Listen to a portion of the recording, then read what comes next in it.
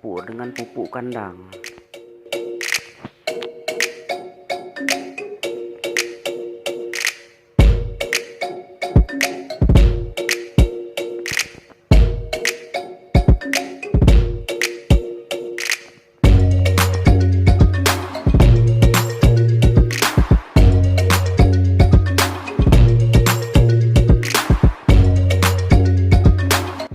Aduk sampai rata.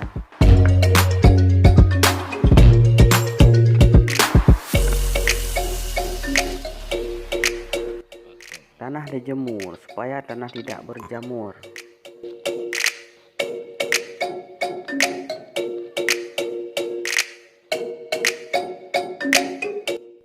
Tanah disaring supaya teksturnya halus.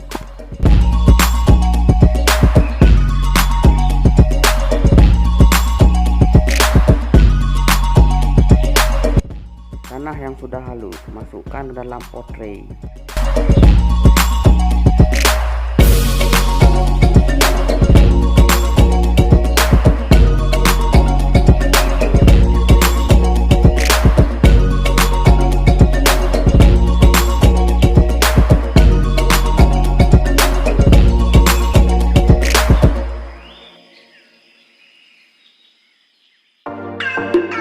Rendam benih dengan air hangat kuku lebih kurang 12 jam.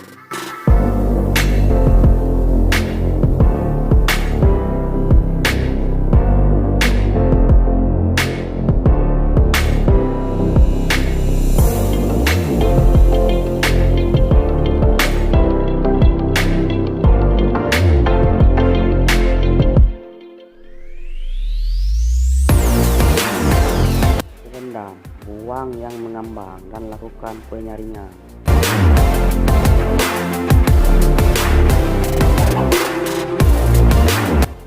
Sebelum disemai dalam pot tray, lakukan penyiraman terlebih dahulu sampai jenuh air.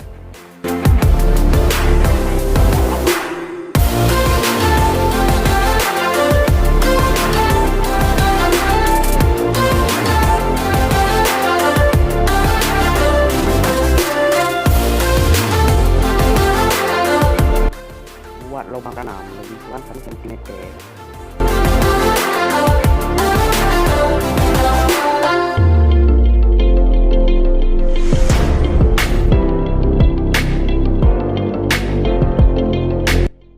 Tutup pot tray serapat mungkin dengan mulsa plastik. Diamkan selama 1 minggu.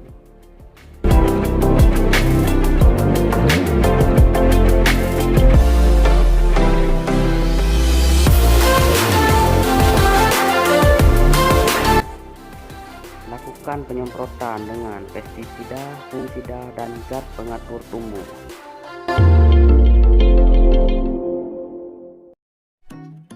Lakukan penyiraman setiap hari pagi dan sore.